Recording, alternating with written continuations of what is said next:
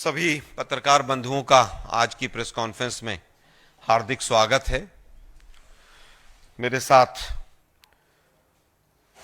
गोवा के पूर्व अध्यक्ष और CWC के मेंबर हमारे गिरीश जी और हमारे गोवा प्रदेश कांग्रेस कमेटी के ट्रेजरर जेम्स साहब दोनों मेरे साथ हैं। मैं इन दोनों का भी धन्यवाद करता हूं।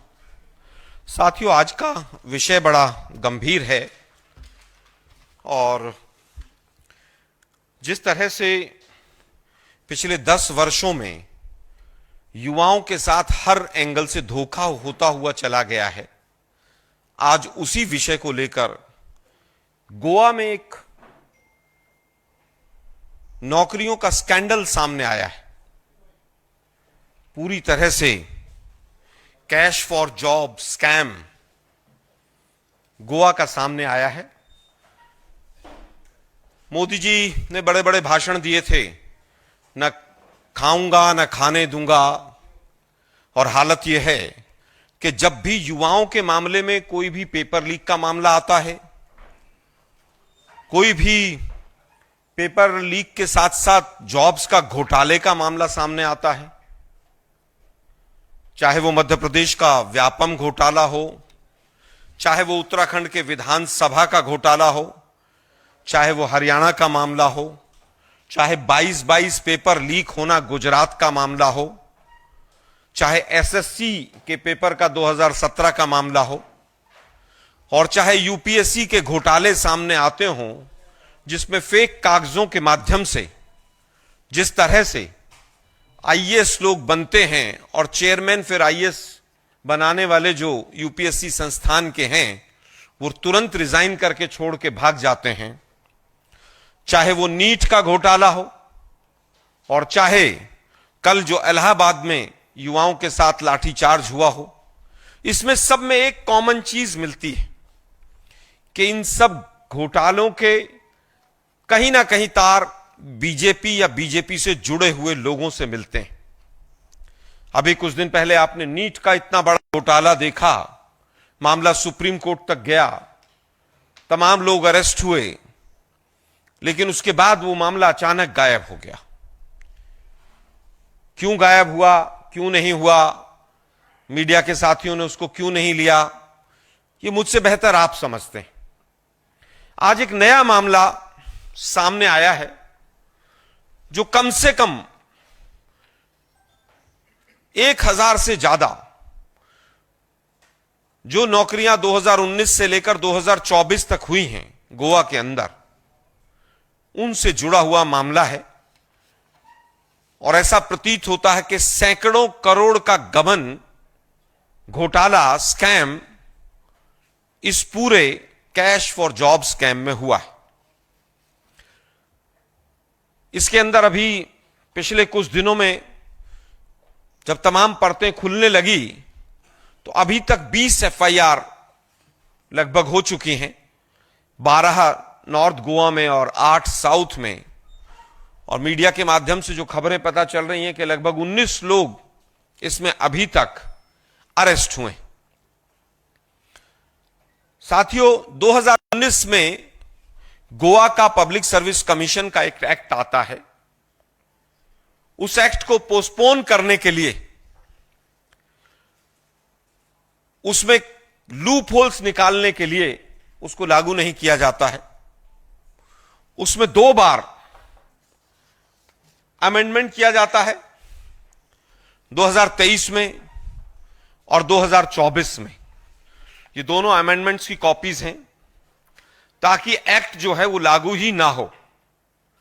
एक्ट में आप अमेंडमेंट करते रहिए, रिपील करते रहिए उसको, ताकि आपको जो पब्लिक सर्विस कमीशन है गोवा का, जिसके लिए हमने 2022 के अपने मैनिफेस्टो में भी प्रॉमिस किया था कि सारी की सारी भर्ती हम गोवा में पब्लिक सर्विस कमीशन के माध्यम से करेंगे, उसमें आप बदलाव इस तरह से करते हैं ताकि अधिकारियों को, नेताओं को, जो लोग इस पूरे स्कैम में इन्वॉल्व हैं, उनको किसी तरह से बचाया जा सके। जब एक्ट 2019 में आया तो उसको 5 साल तक क्यों नहीं लागू किया, और लागू भी किया तो उसमें फिर अमेंडमेंट्स की गुंजाइश क्यों छोड़ी, और अमेंडमेंट भी उसके अंदर ऐसे किए गए कि 2022 से पहले जितने एडवर्टीजमेंट या प्रोसेस स्टार्ट हुए हैं उनके ऊपर यह एक्ट लागू नहीं होगा। इसी तरह का बिल संसद में भी आया था, याद होगा आप लोगों को। नीट घोटाला जो हुआ उस समय पर खूब चर्चा में आया कि एक बिल पास हुआ लेकिन उसको लागू नहीं किया गया। संसद में जो चीज करते हैं वही तमाम इनकी अपनी विधानसभाओं में भी वैसा ही करते हैं। एक्ट आएगा लेकिन उसको लागू नहीं करेंगे। अब जब ये तमाम घोटाले सामने आए पिछले कुछ दिनों से, तो गोवा की हमारी पूरी प्रदेश कांग्रेस कमेटी, गिरीश जी, इनके साथी जो अभी प्रदेश के अध्यक्ष हैं अमित पाटकर जी, और तमाम कांग्रेस के लोगों ने इस विषय को जोर शोर से उठाया कब कि जब सब चीजें सामने आ गई और जांच के नाम पर लीपापोती शुरू हो गई। ऑडियो क्लिप्स तक आ गई। ऑडियो क्लिप में एक महिला हैं जो लेन देन की बात कर रही हैं, कह रही हैं कि मेरे ऊपर अधिकारियों से, नेताओं से संबंध हैं। वो लेडी भी अरेस्ट है। उसमें लगभग 4 करोड़ के किसी लेन देन की बात भी आई है। लगभग 44 लोगों से एक मुश्त किसी ने पैसा भी लिया। किस दबाव में 25 लाख रुपया वापस हो गया, चेक बाउंस हुए। कुल मिलाकर यह है कि पिछले 1-1.5 महीने से गोवा का व्यापम सामने आया है। वही मोडस ऑपरेंडी है, सेम जो व्यापम मध्य प्रदेश में थी। पब्लिक सर्विस कमीशन के लोग मिलेंगे, रिक्रूटमेंट डिपार्टमेंट के लोग मिलेंगे, नेता मिलेंगे बीजेपी के नेताओं से लिंक मिलेंगे, पैसे के लेन देन होंगे। हमारा सीधा सीधा आरोप है कि 2019 के बाद जो जो रिक्रूटमेंट हुई है उसमें प्रोसेस स्कैम है। सही प्रक्रिया को अपनाया नहीं गया है। हमारा आरोप है कि जब जांच हो तो आंसर शीट्स जितनी गई हैं, आंसर शीट्स में हेराफेरी, फेरबदल या कोई और कांड तो नहीं हुआ है। रिजल्ट और फिजिकल एग्जामिनेशन, इनको किसी स्टेज पर बदला तो नहीं गया है। यही मोडस ऑपरेंडी क्योंकि व्यापम में होता था मध्य प्रदेश में, आज हालत यह है कि जिन लोगों का नाम इस गोवा के कैश फॉर जॉब स्कैम में आ रहा है, सुसाइड शुरू हो गए। एक व्यक्ति 51 वर्ष के थे, मैं नाम लेना ठीक नहीं समझूंगा, जैसे ही उनका नाम आया पिछले कुछ दिनों में सुसाइड हुआ। उन्होंने सुसाइड किया। व्यापम में भी यही होता था। सीबीआई के अधिकारी जांच करने जो जाते थे वो रेलवे प्लेटफॉर्म पर पड़े हुए मिलते थे। तो ये व्यापम जैसा घोटाला गोवा में पर दर पर परत खुलता जो चला जा रहा है। दुर्भाग्य यह है कि जो तमाम चीजें निकलकर सामने आ रही हैं उसमें एक ही चीज है जो बीजेपी और आरएसएस की हमेशा से एक तरीका रहा है, deny, divert and distract. Deny करते आ रहे थे, कुछ दिनों से डाइवर्ट कर रहे थे इश्यूज को। ये तो ऐसा है, ये तो वैसा है, इसमें ये नहीं है। अब मुद्दे को डिस्ट्रैक्ट भी करना शुरू कर दिया है। दुर्भाग्य यह है कि जो तमाम बीजेपी के लोग हैं जो इसके अंदर अरेस्ट हुए हैं, उनके फोटोग्राफ्स तमाम बीजेपी के नेताओं के साथ हैं। ऑडियो क्लिप्स भी आ रही हैं। ऑडियो क्लिप में किसी विश्वजीत का नाम भी आ रहा है। अब हम तो ये नहीं कह रहे कि वो विश्वजीत राणे ही हैं या कोई और है। ये क्लैरिफाई तो पुलिस विभाग कर सकता है या वो महिला जो अरेस्ट हुई है वो कर सकती है। महिला मोर्चे की इंचार्ज जो हैं गोवा की, वो स्वयं वहां की मुख्यमंत्री की पत्नी है जिनका नाम है सुलक्षणा सामंत। वो महिला मोर्चे की बीजेपी की इंचार्ज बताई जाती हैं और तमाम सोशल मीडिया के प्लेटफॉर्म्स पर भी ऐसी ही खबर है। यहां पर एक लेडी आती हैं श्रुति प्रभुगांवकर, ये अरेस्ट हुई। ये बीजेपी की महिला मोर्चे की एक विधानसभा की अध्यक्ष। अब बीजेपी वाले तो पल्ला झाड़ रहे हैं कि साहब पहले थी अब नहीं है, अब नहीं है पहले थी, जो भी कह रहे हो। इनके तमाम नेताओं के साथ फोटोग्राफ भी मिलते हैं। अब सवाल खड़े होते हैं कि ये महिला इतनी बड़ी बड़ी बातें किसके बिहाफ पर कर रही थी, किस अधिकारी का, किस नेता का संरक्षण प्राप्त था। अब जांच हो रही है साहब, जांच बहुत होती है। यूपी में एसआईटी बहुत बनती है, साउथ में जहां जहां इनकी सरकारें, वेस्ट में, वहां जांच बहुत होती है। यूपी में 100 से ज्यादा एसआईटी बनी, आज तक एक का रिजल्ट नहीं आया। जांच कौन कर रहा है? गोवा पुलिस। गोवा पुलिस किसके अधीन है? गृह मंत्री के। और गृह मंत्री कौन है? जो मुख्यमंत्री हैं। और सवालों के घेरे में कौन है? बीजेपी के तमाम जुड़े हुए लोग और स्वयं उनकी पत्नी, वो सवालों के घेरे में है।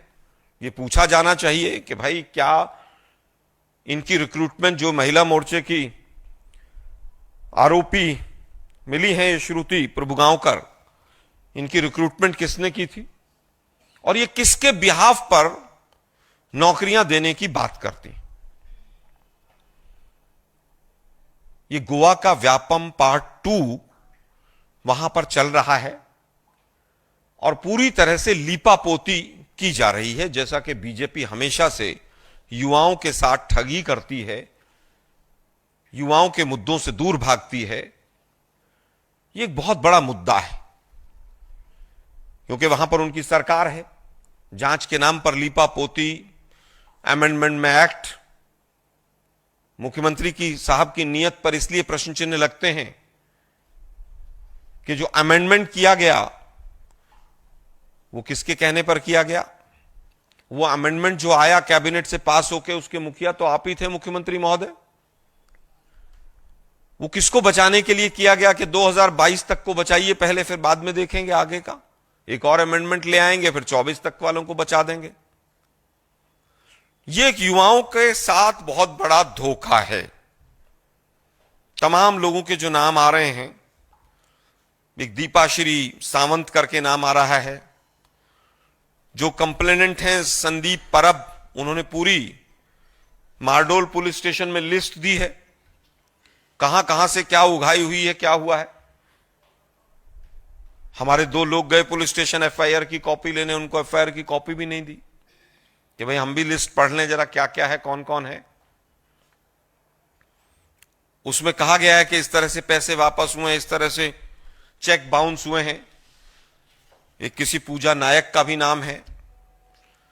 हमारे 2-3 सवाल हैं कि 2019 से लेकर 24 तक, पहला सवाल हमारा कि पब्लिक सर्विस कमीशन के थ्रू रिक्रूटमेंट क्यों नहीं शुरू की इन्होंने। यह काम जब वहां पर कमीशन बन गया, एक्ट बन गया, तो क्या धांधली के लिए 5 साल तक आपने उस एक्ट के अधीन आकर रिक्रूटमेंट प्रारंभ नहीं की? 1000 से ज्यादा लगभग रिक्रूटमेंट हैं जो बिना पीएससी के हुई हैं, डिफरेंट डिपार्टमेंट्स ने की हैं। पहला सवाल हमारा, आज का स्टेटस क्या है? क्या आने वाली जो रिक्रूटमेंट्स होंगी वो पीएससी के थ्रू होंगी या कोई और अमेंडमेंट तो आप नहीं लेकर आ जाएंगे? तीसरा सवाल, मुख्यमंत्री की पत्नी साहिबा का क्या संबंध है जो लोग अरेस्ट हो रहे हैं? इस पर मुख्यमंत्री स्वयं आकर जवाब दें, दोनों सवालों पर, क्योंकि मुख्यमंत्री महोदय, आपके परिवार के सदस्य कहीं ना कहीं आज कटघरे में है, सवालों के घेरे में। इसके बाद जांच कौन करेगा?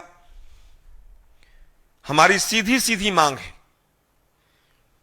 कि एक व्हाइट पेपर आए 2019 के बाद, कौन कौन सी रिक्रूटमेंट किस किस पोस्ट पर हुई, कौन कौन सी एक्सटेंशन हुई, मोदी साहब की स्टाइल में काम कर रहे हैं ये भी। एक एक अधिकारी को कई कई एक्सटेंशन देते हैं। एक चीफ इंजीनियर साहब हैं, उनको 3-3 एक्सटेंशन मिल चुकी। पूरा मोदी स्टाइल में पूरा रिक्रूटमेंट प्रोसेस और व्यापम स्टाइल में घटनाएं घट रही हैं।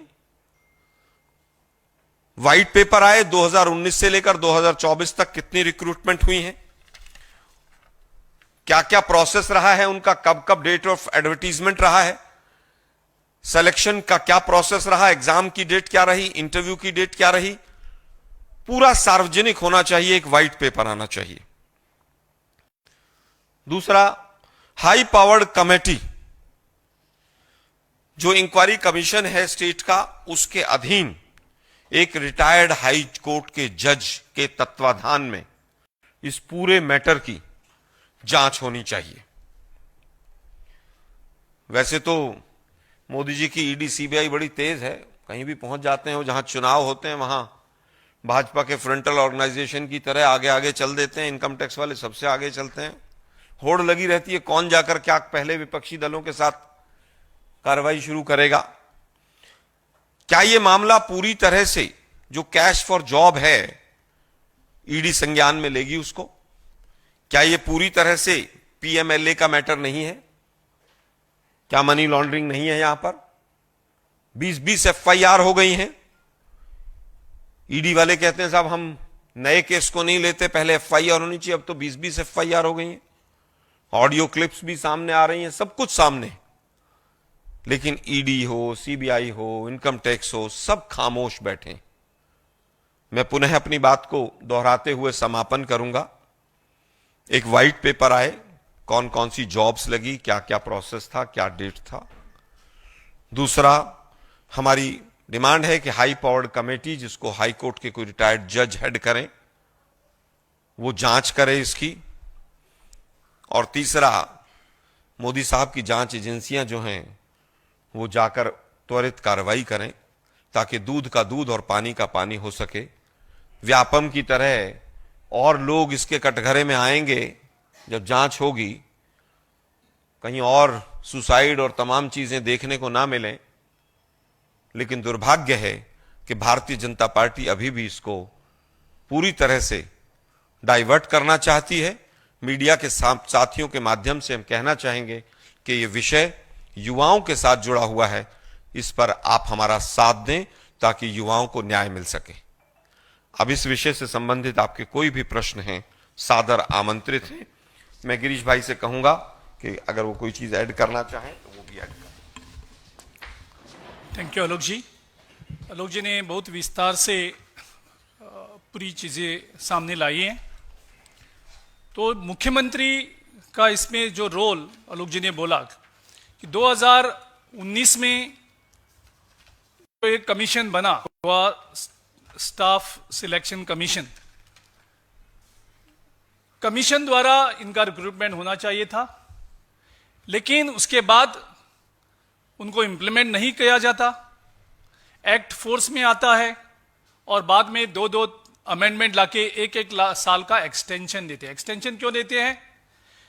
ताकि इस लॉ को रिपील करते हैं और डिपार्टमेंट को पावर देते हैं, बल्कि डिपार्टमेंट इसको रिक्रूट करे, क्वेश्चन पेपर डिपार्टमेंट सेट करे, आंसर पेपर डिपार्टमेंट करेक्ट करे, इंटरव्यू डिपार्टमेंट ले, ताकि ये पूरा प्रोसेस कॉम्प्रोमाइज करे।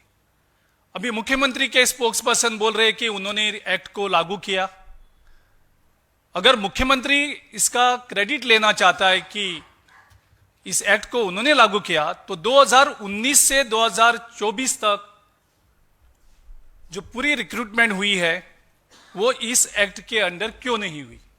एक कमीशन ने उसको रिक्रूटमेंट क्यों नहीं गया? तो पहले दायरे में जो आता है वो गोवा का मुख्यमंत्री आता है, क्योंकि मुख्यमंत्री ने ये सब फैसिलिटेट किया है डिपार्टमेंट को रिक्रूटमेंट करने के लिए।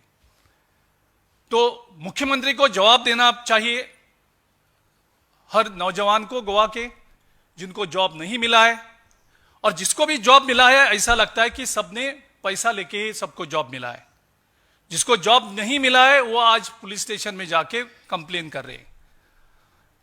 हमने 2020 से मेरे साइन से हमने पूरी लेटर सरकार को दी, पुलिस को दी कि इसके कैसे कैसे चीफ मिनिस्टर का ऑफिस से पैसा लेन देन होता है, कैसे इसको कॉम्प्रोमाइज किया जाता है, कैसे आंसर पेपर स्टूडेंट्स को देते हैं, करेक्शन करके मार्क्स भी बढ़ते हैं। काफी मिनिस्टर्स के जो पीए है जिनको ग्रेजुएशन में पास क्लास से स्कोर हुआ, उनको उनके एग्जाम में 98 99 स्कोर होता है। तो ये बहुत बड़ा अन्याय गोवा के यूथ के साथ हुआ है। ये करते करते उन्होंने ओबीसी एससी एसटी को के साथ भी अन्याय किया कि इस करप्शन को कैश फॉर जॉब करने के लिए, अगर आप पूरी लिस्ट देखेंगे 5 साल की, ओबीसी एससी और एसटी का जो नौकरी है वो सिर्फ रिजर्व लिस्ट में ही मिलेगी। एक भी ओबीसी, एक भी एससी, एक भी एसटी जनरल लिस्ट में उसका नाम भी नहीं आएगा, क्योंकि उनको जॉब जनरल कैटेगरी में बेचना चाहिए। इस वजह से अन्याय ओबीसी एससी एसटी के साथ भी है। कैश फॉर जॉब स्कैम का ओबीसी एससी एसटी के साथ भी उन्होंने अन्याय किया है। और एक बात जो सामने आती है कि अभी तो 3 मंत्री आ गए, एक तो मुख्यमंत्री खुद आ गया, एक अभी ऑडियो जो हमारे गोवा की पीसीसी ने रिलीज किया था जिसमें एक लेडी बोल रही थी विश्वजीत का नाम, और उसके बाद विश्वजीत काफी एमएलए को प्रेशर करके स्टेटमेंट दे रहा है कि वो कोई पैसा नहीं ले रहा है। तीसरा मिनिस्टर इन्वॉल्व होता है, जो श्रुति का जब फोटो निकलता है तो उसका लिंक आता है माविन गुदिने के साथ, जो ट्रांसपोर्ट मिनिस्टर है। चौथा लिंक आता है और एक विधायक का ऑडियो अभी लीक हुआ है, जो ऑडियो में वे विधायक अपने कार्यकर्ता को बोल रहे हैं कि आपके नौकरी के लिए मैंने बाबूश मंसूरात को पैसा दिया है और पैसा वो आप मुझे वापस दे दो, आपके वजह से मैंने खर्चा किया और इस मिनिस्टर को पैसा दिया आपको जॉब देने के लिए। तो पूरे 3 मंत्री तो अभी सामने आए। अभी आलोक जी ने भी बोला है कि जो महिला की मोर्चा की अध्यक्ष है नुवे कॉन्स्टिट्यूंसी की, जो प्रभु का जिसको अरेस्ट किया है, और उसका प्रभारी है हमारी मुख्यमंत्री की बीवी है सुलक्षणा सावंत। सो अभी मुख्यमंत्री को भी ये चीज बोलना चाहिए कि इनका पूरे इस कैश फॉर जॉब जो स्कैम है गोवा का, उसमें उसका लिंक क्या है, क्योंकि जब तक मुख्यमंत्री के साथ होम मिनिस्टर रहेंगे पुलिस फेयर इन्वेस्टिगेशन नहीं होगा। इसके लिए जो आलोक जी ने डिमांड किया है कि उसको फेयर इन्वेस्टिगेशन होना चाहिए, ताकि काफी लोग सामने आएंगे और काफी और मंत्री और सीएम ऑफिस, सीएम के जो नजदीक लोग हैं और ये मंत्री है, किसको किसको पैसा दिया, कौन कौन इसमें सामने है, ये सारी चीज सामने आएंगी जब इन्वेस्टिगेशन एक न्यूट्रल तरीके से होगा। सो इस मांग को हम भी सपोर्ट करते हैं। और एक इंपॉर्टेंट इशू है कि ये जो लोग सामने आए, जिसके पास लोग पैसे देके गए, लिखित आया सब कुछ, तो इनके पास ही लोग क्यों गए? उन्होंने तो दुकान तो नहीं खोली थी, बोर्ड तो नहीं लगाया था, एडवर्टाइजमेंट तो नहीं की थी। तो जब विश्वास बना कि इनके साथ सबके साथ लिंक है, तो ही लोग विश्वास से जाके उनको पैसा दिया। सो इसका पूर्ण जवाबदारी मुख्यमंत्री को लेनी पड़ेगी। मुख्यमंत्री इससे अपने आप को अलग नहीं कर सकते हैं। मुख्यमंत्री ने अमेंडमेंट्स लाए हैं, मुख्यमंत्री ने डिपार्टमेंट को रिक्रूटमेंट करने के लिए पावर दिया है। तो सब मंत्री और बीजेपी के ऑफिस बेरर के साथ मुख्यमंत्री भी ना ही जिम्मेदार है, और मुख्यमंत्री इसका इन्वेस्टिगेशन नहीं कर सकते, उसका फेयरनेस गोवा के लोगों को नहीं मिल सकता। इसके लिए एक न्यूट्रल एजेंसी से उनको रिक्रूटमेंट होना चाहिए।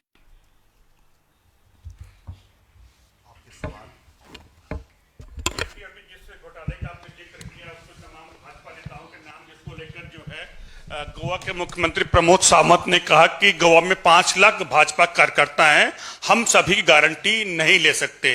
दूसरा सवाल, जिस तरह से आपने तमाम आरोप लगाए, उस पर कल मुख्यमंत्री ने कहा कि जितने लोगों के पैसे लिए गए हैं, जो भी आरोपी हैं, उनको हम जेल भेजेंगे, उनकी प्रॉपर्टी जब्त करके उनको पैसा वापस दिलाएंगे। ये बहुत अच्छा तरीका है। अपने लोगों से चोरी करवाओ, चोरी करते हुए पकड़े जाएं रंगे हाथों, तो कहो साहब देखो हम कितने महान हैं, अब हम पैसे भी वापस करवा रहे हैं।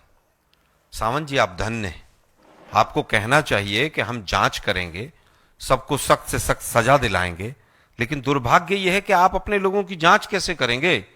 असली सवाल तो यह गृह मंत्रालय और पुलिस आपके अधीन है और आप ही के लोग कटघरे में हैं। 5 लाख कार्यकर्ता हैं, 10 लाख कार्यकर्ता हैं। अगर बीजेपी के कार्यकर्ता हैं तो जिम्मेवारी कोई नवाज शरीफ तो लेंगे नहीं, जिम्मेवारी भी आपको लेनी पड़ेगी, जांच भी आपको करानी पड़ेगी और मोदी जी को जवाब भी देना पड़ेगा। जो बड़े बड़े नारे लगाते थे, ना खाऊंगा ना खाने दूंगा, मोदी जी आपके लोग तो खा भी रहे हैं और खिला भी रहे हैं।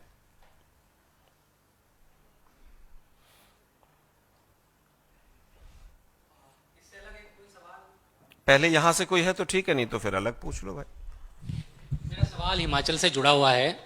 वहां पर आपके विधायक है रामकुमार चौधरी जी, उन पर यह आरोप है कि उनकी पत्नी का एक आईपीएस अधिकारी इल्मा अफरोज ने चालान काटा और उसके बाद उनको लंबी छुट्टी पर भेज दिया गया।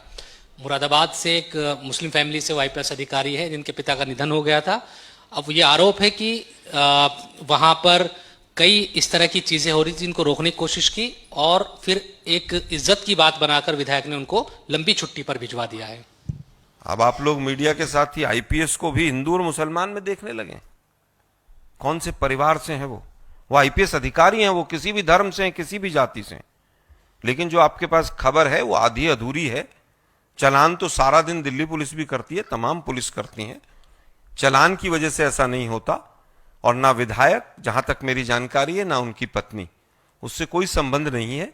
आधिकारिक कोई स्टेटमेंट आएगा तो जरूर हम आपके साथ शेयर करेंगे।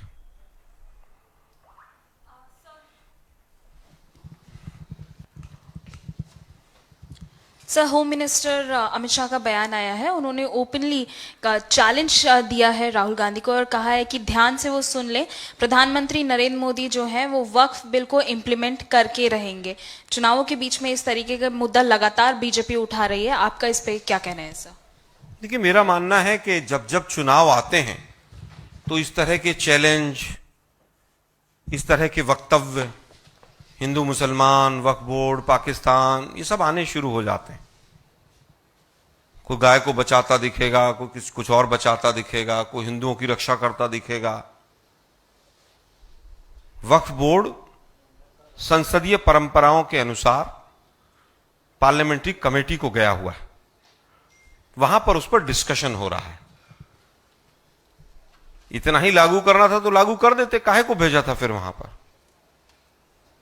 जो चीज संसदीय प्रणाली के तहत हो रही है उसको भी राजनीति में वोटों के लिए घसीट कर लाना, ये पहली सरकार है जो हर चीज पर अपना पीठ थपथपाने का काम करती है।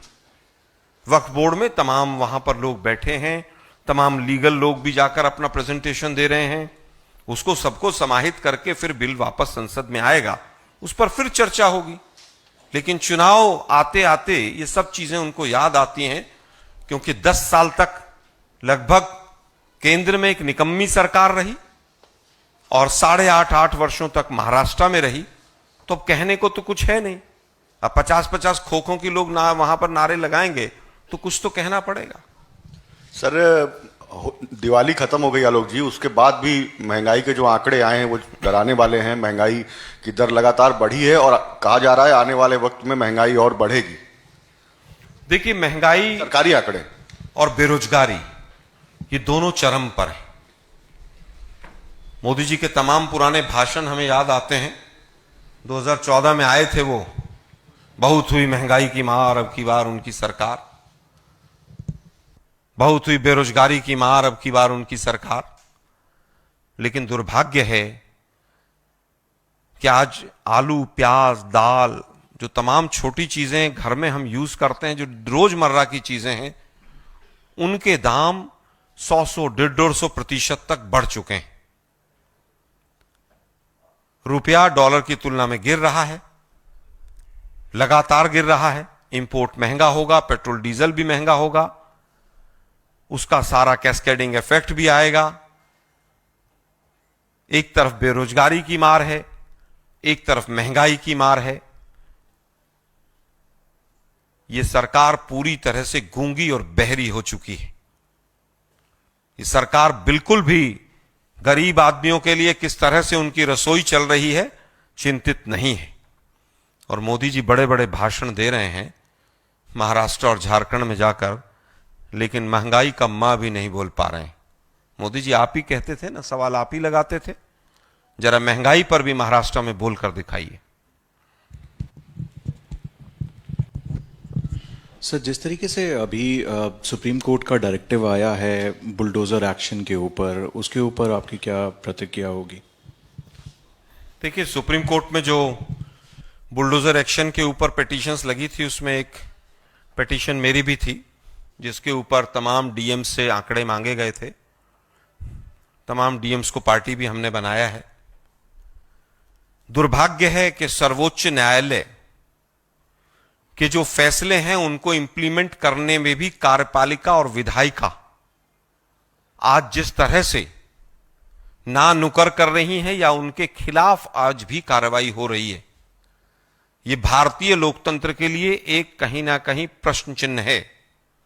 सुप्रीम कोर्ट का कोई आदेश है और उसके बाद अगर एसडीएम बीडीओ नहीं मान रहे हैं, ये देश को देखना होगा कि लोकतंत्र के पिलर अगर आपस में इस तरह से टकराएंगे तो लोकतंत्र का क्या होगा। ऐसे अधिकारी जो सर्वोच्च न्यायालय के निर्णय को नहीं मान रहे हैं, उन पर सख्त से सख्त कार्रवाई होनी चाहिए, कंटेम्प्ट ऑफ कोर्ट भी होना चाहिए, और जो बुलडोजर और जो लोग इस कार्रवाई में शामिल हैं उनको सबको लोगों को जेल में डालना चाहिए, और तमाम ऐसे बुलडोजर जो ऐसा कुकृत्य कर रहे हैं न्यायपालिका के खिलाफ जाकर, वो सीज होने चाहिए। बहुत बहुत धन्यवाद। हेलो सर, एक क्वेश्चन था। राजस्थान में आपकी सरकार थी, जब भी कई पेपर लीक के मामले हुए थे, उस पर आपका क्या कहना है? देखिए, हमने कानून भी बनाया राजस्थान में, उसमें उम्र कैद हम सबसे पहले लेकर आए, लोगों को जेल में डाला, हमारे ऊपर आरोप लगे। लेकिन हम पूछना चाहते हैं, पिछले 1 साल में राजस्थान की सरकार ने कितने पेपर लीक के घोटाले से संबंधित लोगों को अरेस्ट किया? क्या जमानत तो नहीं मिल गई उनको? जरा चेक कीजिएगा। जब जब बीजेपी आती है तो ऐसे लोग बड़े मौज में रहते हैं।